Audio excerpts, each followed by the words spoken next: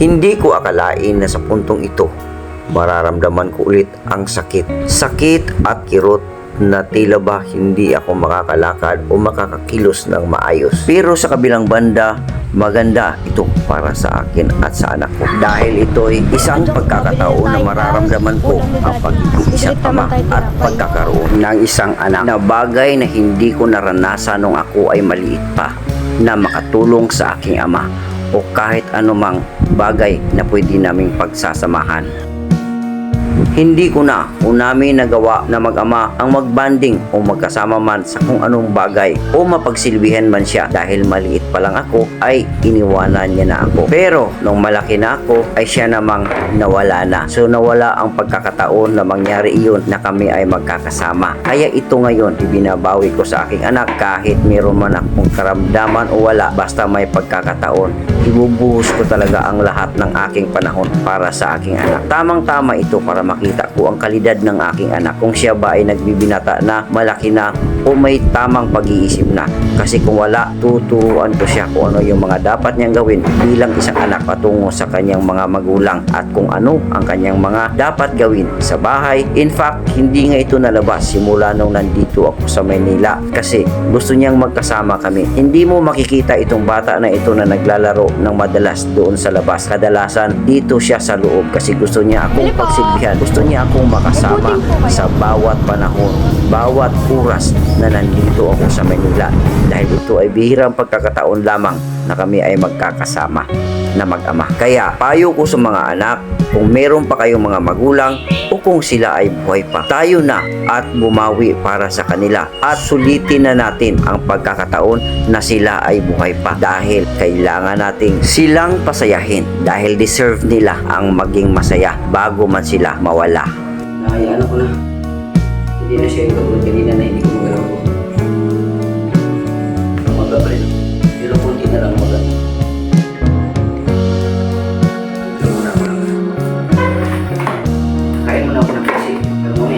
Habang ganito ang aking sitwasyon, kinukuhanan ako ng aking anak dahil gusto niyang makatulong, dahil wala daw akong vlog dahil nga sa aking karamdaman. Hindi ako makakilos ng maayos, hindi ako makagawa ng vlog, kaya kinukuhanan niya ako para daw ipakita din sa inyo na aking mga subscribers kung ano ang mga kaganapan o nangyayari sa kanyang ama.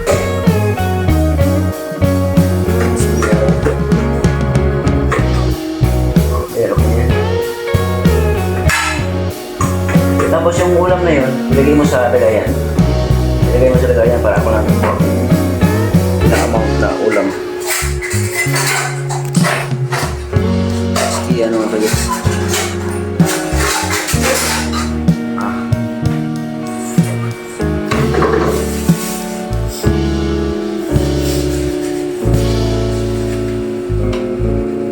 Ginin mo.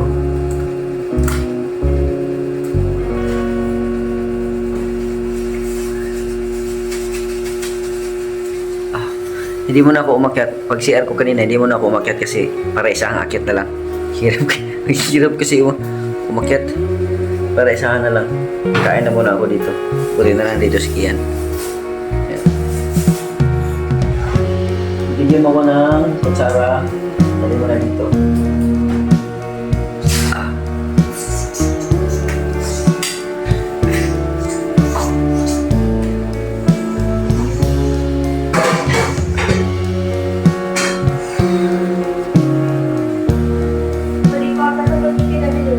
Oh, pwede ba yan? Akin yung kanin, kakain ako. Kakain ako. Dito lang ako, hindi na ako tatayo, sakit.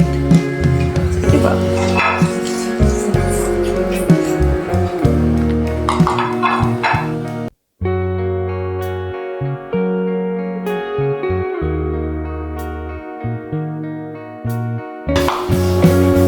Dito na lang ako, hindi na ako umano sa ano, sabi.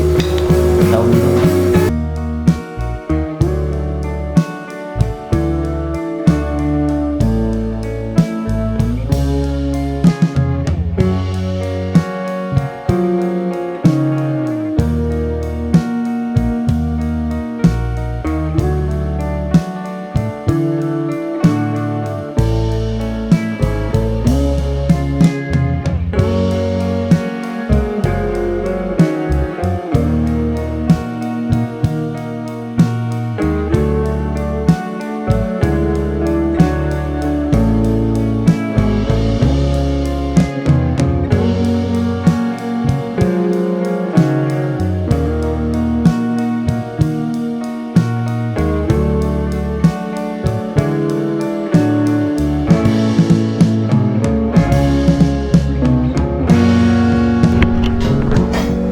At pagkatapos niyang kumain, hinugasan niya ang kanyang pinagkainan at naghugas ng kanyang kamay. Pagkatapos, umupo at nagpahinga sa upuan.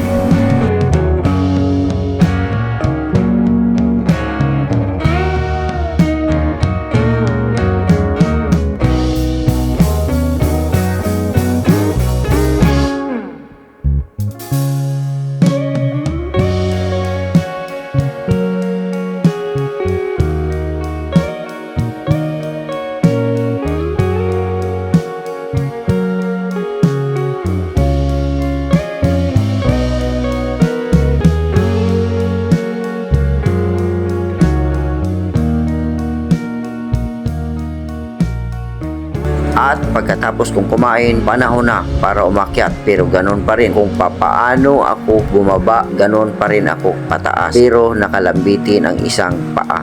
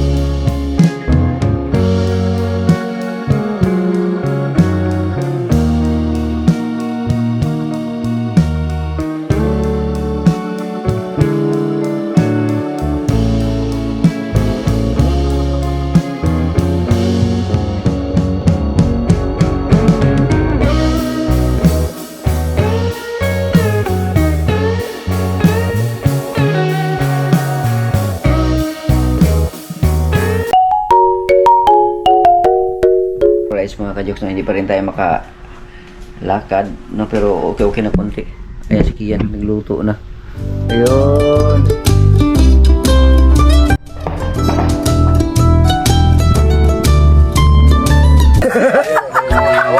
Ang galing ng luto ng Kian ko, punong-puno Yan mga kajoks, oh. Diba? Masahan na si Kian. Yan, oh, plus nagluto din siya.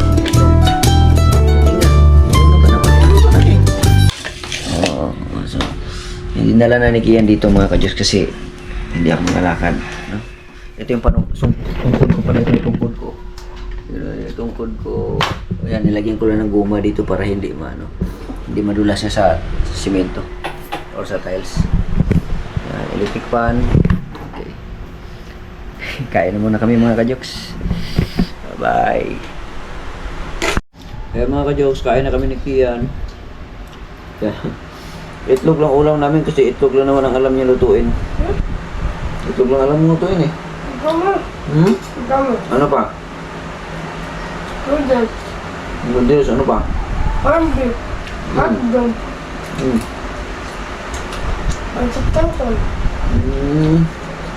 Good morning mga kajoks. Hirap pa rin mga kajoks maglakad. Umaga pa rin yung aking paa. Ayan o. Yan, maga pa rin siya. Yan, maga pa rin. Lumumula-mula pa rin siya mga kajoks. Ito. Maga pa rin. So, hirap pa rin tayo, no? Sige, nandito pa kasi linggo pa naman. Mamayang gabi ko pa ihatid yan. Sana makalakad na ako mamaya. No? At, ayun, naputol. Hiningal ako, kumuha ko ng battery, naputol yung ating video kanina kasi naglubat yung battery. Ito pa yung panungkod ko mga kajoks. Yan, still nandiyan lang isa sa tabi. Yan, yan panungkod ko. Yan. Ibali nilagyan ko na lang ng gumawa dyan sa dulo para hindi siya Kasi bakal yan eh. Tapos para hindi siya ma-slide sa tiles. Hirap pa rin magkilos mga kajoks, pero kailangan. Tulog kasi kiyan. Hindi ko na lang ginising kasi para mahaba yung tulog niya. Tapos mamayang gabi, ihatid ko siya sana makalakad na ako mamaya para matipis siya sa mukha. Pag hindi sakay naman siya ng dawag na ito. Sakay na naman siya ng tricycle. Pero ito, nagluto ako ng kanin. Yung bahaw ko kagabi, ito.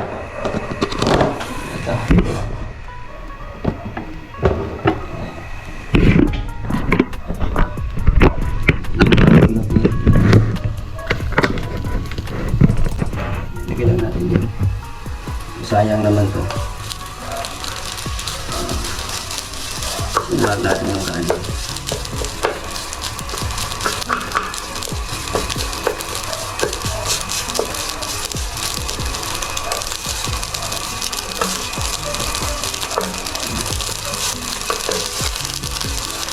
Parang yung sayang yung kanin.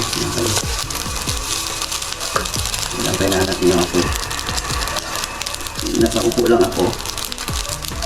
Nakaupo lang ako mga kadyok kasi yung pa ako itinatong ko dito.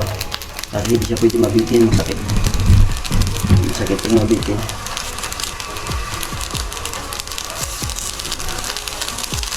Balitan natin. Sayang yung kanin kung itapon, hindi pa naman siya nasira. Yan, isahin na lang natin. Ang problema kasi hindi ako makakalakad ng siyempre ulangin na sana may isya na lang. Natimplahan ko na rin to kanina. Pampalasa.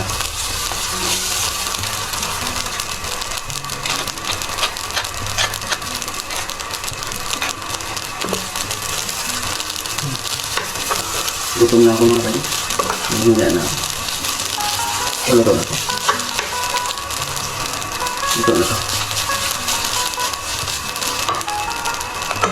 Ay, lagyan natin itlog. Lagyan natin itlog. Diretso na to. Ayan.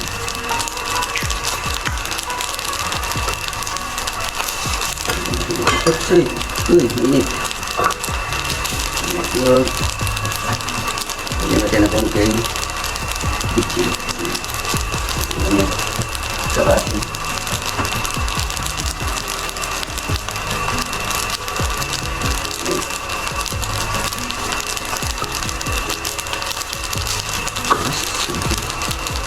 Lagyan natin yung konti.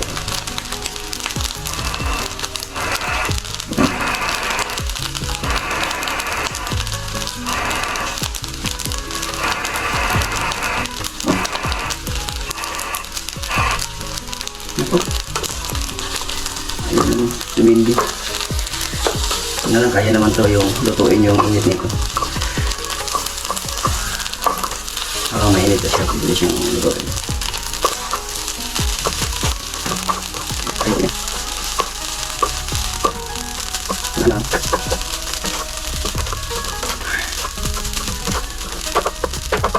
Dito natin. Ano ba kaya siya habang ito ngayon, tingnan natin dyan.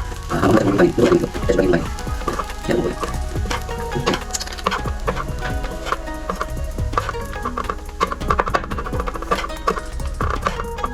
Yan! Nak! Sige natin. Pagmutin mo yan. Pagmutin mo. Pagmutin mo.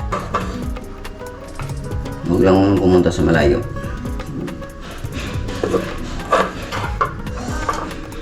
Hindi ako makalabas mga kajoks. Ang hirap talaga maglakad.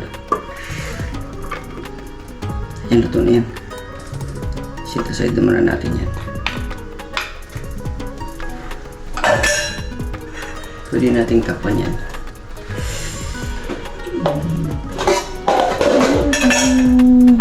Takpan lang natin para hindi siya mahulugan ng dumi mga kajoks.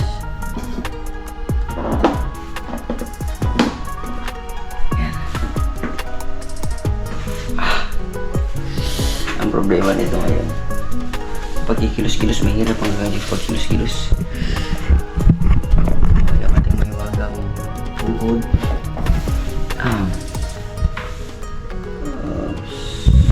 Mas pakunti pa naman na yung tubig ko.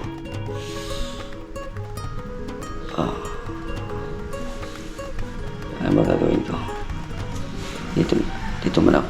Medyo mainit. Hirap. Kaya tungkod, mahirap mga kajoks. Kahapon, naligo ako. Nakakalakad ako. Yan mga kajoks. Sabi, hirap. Yan o. Mas okay to. Kasi nakadandahan ako. Yan, ganun. Yan. Yan.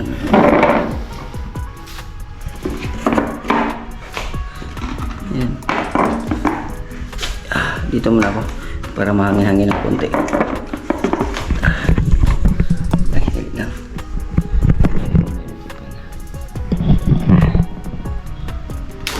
Yan. Mainit siya.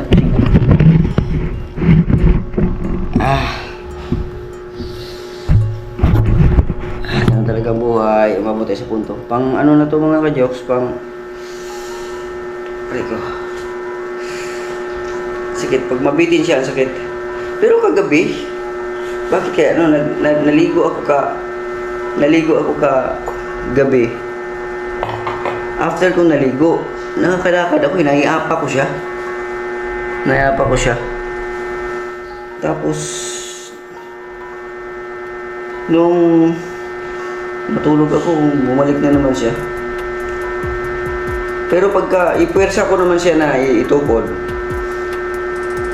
hindi rin pwede kasi mas lalo siyang sumakit dahil siguro pagka kasi namaga pa siya, di ba?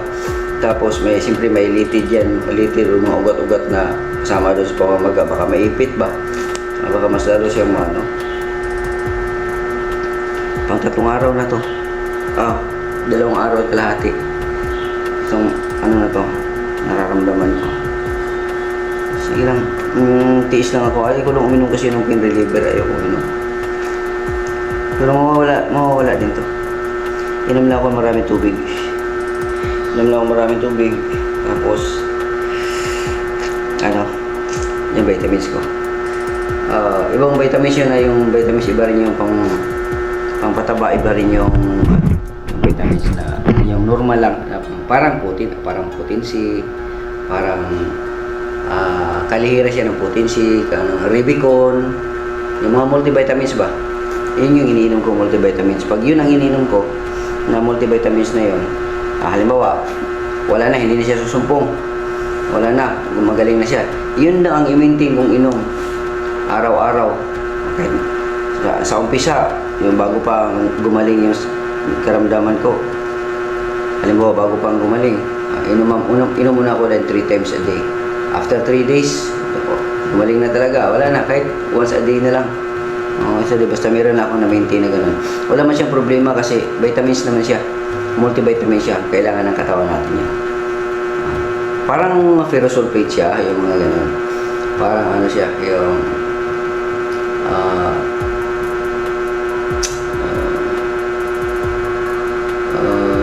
nakalimutan ko na.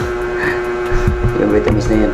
Hindi siya nabibili sa sa Mercury, wala siya sa Mercury. Sa generic pharmacy, wala rin siya.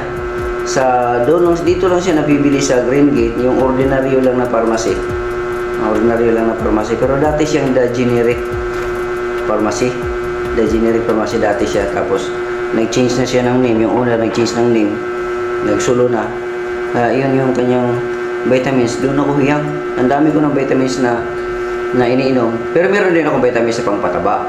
No, marami na rin akong tao na napapataba yung sa vitamins na makita nyo si Katuba, di ba tumaba si Katuba. Pero hindi yun yung iniinom ko para dito sa sa arthritis, sa gout, yung gano'n. Hindi yun. Meron din ako ng pangpataba na iniinom ko.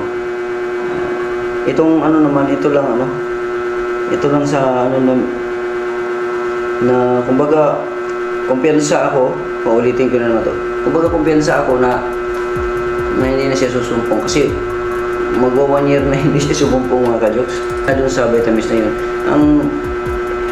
Isipin nyo mga ka-jokes, nagmumukbang ako. Ang lalaki ng mga nanlalansa ng mga kinain ko. O di ba? Nagmumukbang ako ng mga malalaking pusit, mga isda ng mga kakaiba. O nagmumukbang ako pero hindi sumumpong siya dahil lang doon sa vitamins na yun. So ibig sabihin, na-neutralize niya, nakokontrol niya.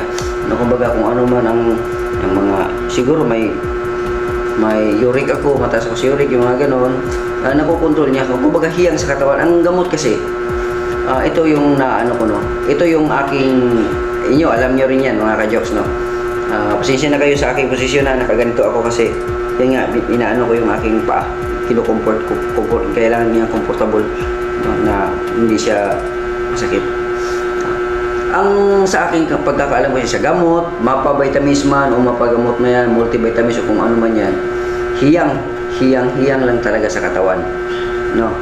Meron kasing katawan na may sakit ka ng ganito, tapos sabihin dapat ganito ang iniinom mo.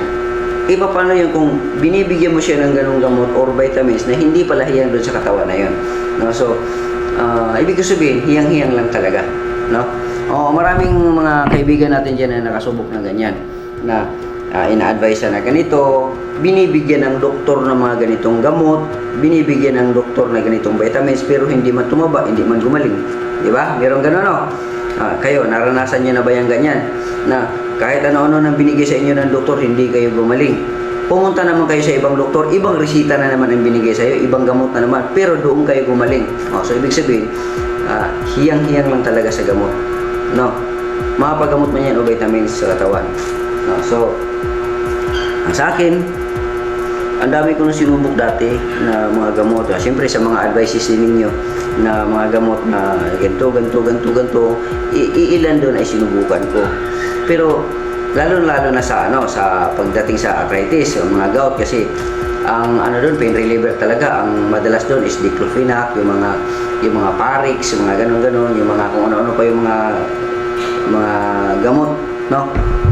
Yun kasi pain reliever lang yun, hindi yung gamot na pangpawala, no? After nun, maano na naman.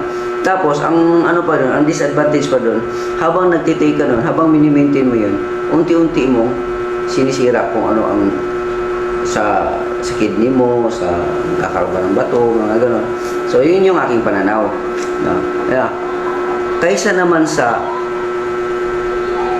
iinom ako ng vitamins na hiyang sa akin, na nakakakontrol ba sa aking katawan. Kumbaga vitamins siya, na multivitamins siya na talagang ini-intake ng tao na para i-help yung katawan na magiging okay, yung magiging malakas o pampalakas, yung ganon. So hindi siya katulad ng mga kung ano-anong mga gamot na pain reliever. Dati kasi umiinom ako ng ganon pero ngayon siyempre nagkakatanda na tayo, no? Tumatanda na rin ako. So na tayo, kumbaga kung sa Bisaya, apyugo na, no? Kumbaga matanda na tayo, madali na lang tayong matabla ng mga kung ano-ano, no, may edad na, di ba? So madali na lang tayong anuhan. Masakit pa rin mga inaano-ano ko yung ano ko. No, so yun, sana gumaling na siya para makalakad na ako, makablog na ako. Mabuti na nga lang nandito si Kian. Alam niyo ba, sa 2.5 araw na nandito si Kian, siya nagluluto ng umaga, tanghali, hapon. Ang ginagawa ko, umaga luto, tapos tanghali magluto siya ng marami para pagka hapon hindi na. Utusan ko dun sa labas, bumili ng itlog, bumili ng ganitong ulam, gulay, ganito. Pero hindi doon sa pinakaano, dito lang sa malapit lang sa amin, para safety. So yun, malaking tulong na rin. Biruin nyo, bata pa yan dati pero ngayon nakakatulong na sa akin yung anak ko na yan. Kaya yun, ito ang isa sa dahilan na nakapagpigil sa aking, isa sa dahilan na nakapagpigil sa aking plano na mag-abroad, kasi nakasubok na ako ng ganito dati sa abroad na sumumpong siya, na halos ganito rin gapang, hindi ako makakilos. Iba talaga yun dati nung sa abroad ako, na gumalaw ka man lang ng ganito, mas lalo siyang sumakit. Gumalaw ka ng ganito, mas lalo siyang sumakit. Kahit anong galaw mo, mas lalo siyang kikirot. Mas minabuti mo na lang mag-stay na lang nakahiga na tapos pakiramdaman lang siya. or baliwalain na lang siya at matulog ka na lang. Kasi ano talaga siya dati. Ngayon, nung nakalagpas ako doon, sabi ko kung makauwi lang sana ako. Okay doon sa sa kapatid ko, kasi yung kapatid ko kasi mga ka-jokes, dalawa ang anak niya, graduate na pareho sa college yung dalawa. So wala na siyang atupagin ng mga anak, no? Yung mga pamangkin ko nakakatulog na rin. Yung mga pinsan ko nandun lang sa palibot. No, may matatawag ako, may mga pamangkin din ako sa pamangkin. May pamangkin ako sa pinsan na nandun lang sa kaya mas minabuti kung nandun ako sa Davao. No, sa mga nagsabi diyan na bakit diyan ka sa Davao, ganyan. So ito po yung dahilan na pag may naramdaman ako, pag may karamdaman ako na sa gout ko, no, arthritis o kung ano man yan, doon ako sa Davao kasi komportable ako doon na may nakakatulong sa akin. Pag nasa ibang lugar kasi ako, nakakahiya, mga ka-jokes. Ang prinsipyo ko kasi mas maigi pang ako ang maperwisyo kaysa sa ako ang mamerwisyo. Tama ba yun? Mas maigi pang ako ang naperwisyo. Tama nga, ako ang naperwisyo kaysa ako ang mamerwisyo ng tao. No? At ano rin ako, yung ayaw ko rin na umaasa. Ayaw ko rin na umaasa kasi lumalaki kasi ako mag-isa, mga ka-jokes eh. Bata pa ako, nahiwalay na ako sa mama ko, nandun ako sa lula ko natutulog, nandun ako sa lula ko nakatira.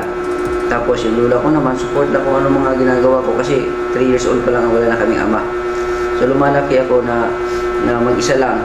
No, kapatid ko naman, nagkahiwalay kami ng kapatid ko, nandun sa auntie ko, tapos ako naman nandun sa lula ko. Habang lumalaki ako, na nagtatrabaho ako, nagtitinda ng mga kung ano-ano, pandesal, ice buko, ice tubig, sigarilyo, takatak boys, yun. Nagtutulak ako, last na trabaho ko na pinakamahirap, nagtutulak ako ng kariton dito sa Pasay.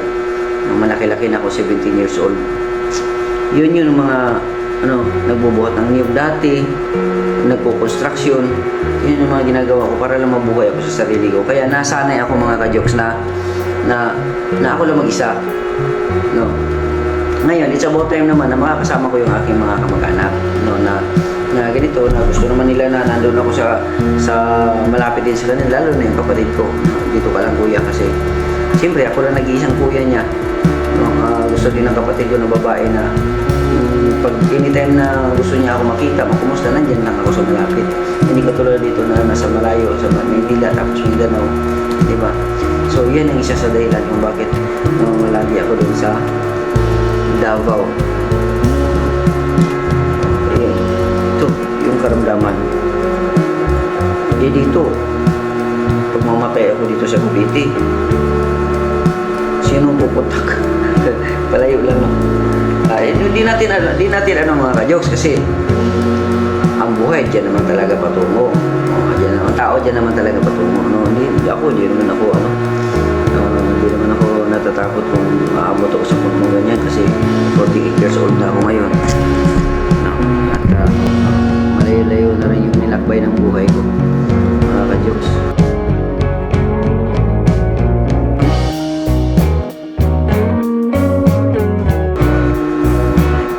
Kaya nga, yung pangarap ko dati na kahit pa paano maging hindi man ako mayaman, hindi man ako maraming pera, hindi man ako milyonaryo, pero gusto ko na kahit pa paano may ambag ako sa lipunan. Kahit dumaan lang, okay lang. Ayun na, nangyari naman na yan. Abot talaga sa punto na mawala yung mga ganon, pero hindi pa rin ako titigil. Habang buhay ako, hindi ako titigil. Yun pa rin ang hihiin ko sa buhay. It's so happy lang talaga na siyempre nauubusan ko din ng budget, no? Kung tuso lang ako, hindi ko yung makita ko noon, hindi ko rin pinamimigay. Marami pa akong pera ngayon. Pero okay lang yun naman. Lahat naman ng tao ay dadaan sa ganyan. Pinili ko yung ganung buhay. No, ito naman, sa ano talaga, sa madaling salita talaga, ayaw ko talaga umasa. Mas maigi pang mamuhay ako na mag-isa, magtrabaho ako na mag-isa, pero gumagawa ako mag-isa ng tama.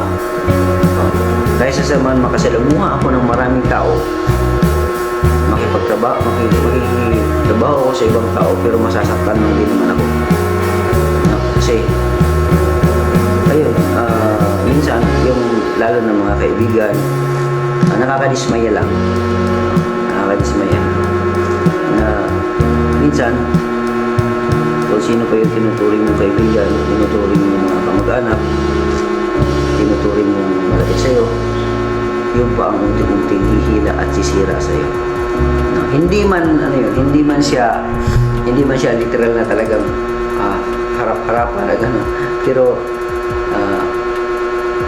siyempre pakita okay, pero malalaman mo na lang sa ibang tao, may ganito pa lang sinasabi, may ganito pa lang ganyan-ganyan, may mga rumors na mga gano'n. Pero hindi lang basta rumors yun, dahil may ebidensya ako. Kaya ako, mas maganda yung manahimik tayo. No? Na wala tayong iniisip mga ka-jokes. Ganun lang yun. Kasi pagka mga ganyan kasi nasasaktan yung damdamin ko nasasaktan. Ayaw ko rin makipagplastikan. Ganun lang. Ayaw ko rin yung style ba na makipagplastikan ako, makipagngitian ako sa'yo, na samantalang alam ko naman na ikaw tao, sinisira mo ako, iwas ka na lang. Ganun ang pagkatao.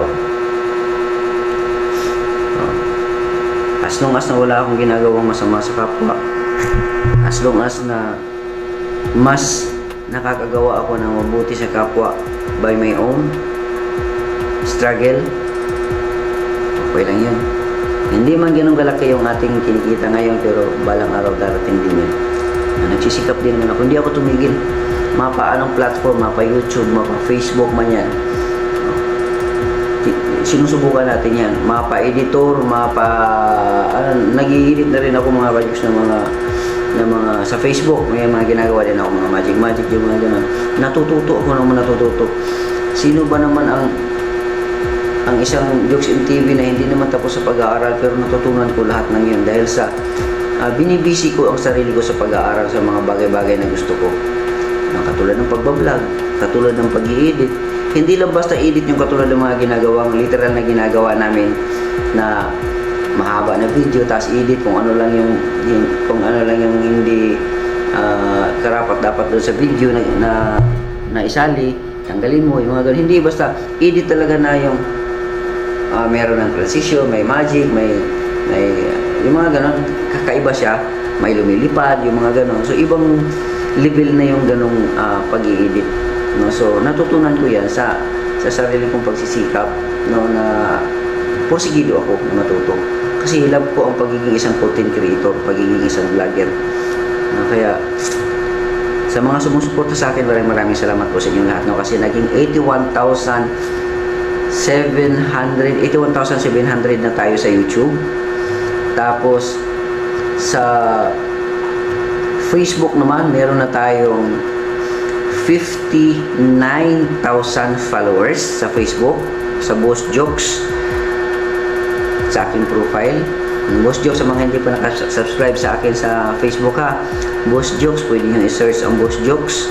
Dati siyang Jokes si Margatinis, pero ngayon, totoong pangalan ko yun. Pero ngayon, Boss Jokes na siya. Baka hindi pa kayo nakafollow. Follow na tayo doon, no? Like and share. No, tapos, nakasahod na rin ako 2 beses doon. Tapos isa yun sa nakakatulong sa akin, no? YouTube, may YouTube, may Facebook, parang ano lang yun, double income na siya. So nai-enjoy ko ang life, no? Kahit mag-isa man ako, okay lang. Baka may mga basher na naman nagsasabi dyan na paawa-awa if ka naman. Hindi, nagsasabi lang ako kung ano lang yung nasa isip ko, yun lang yung sinasabi ko. Totoo naman yun, di ba? Totoo naman yun. Yun yung mga karanasan ko, yung mga kung sino ako, kung ano yung mga totoo yun. Shout out pala sa aking mga solid na supporter talaga yung kay Ate Faye at saka kay Ate Carol At saka meron pang isa. Marami yan sila. Pero itong tatlo na to, talagang simula noon hanggang ngayon, nandyan sila, sumusuporta, no? Yung bang, yung hindi involved ang pera, pero yung kanilang suporta na jokes, ganito, ingat tayo, mga ganun, napakasarap yung mga ganun. Mas maganda pang suportahan niyo ako sa ganyan kaysa bigyan niyo ako ng pera na after, pagkatapos naman nun ay meron kayong ina-after. Hindi naman ako sikat para may angat ko yung mga channel ninyo. Maraming mga ganun. No? Maraming mga ganun. So,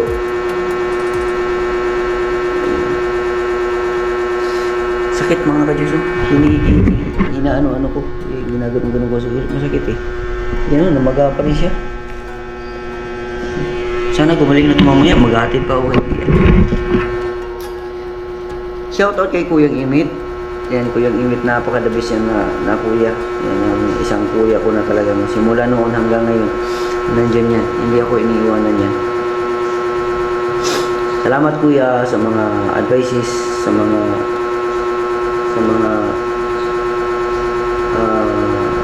tulong mo sa akin, suporta kay Kuya Ray. Salamat kay Kuya Ray din. Kay Sir Eugene. Salamat kay Sir Eugene.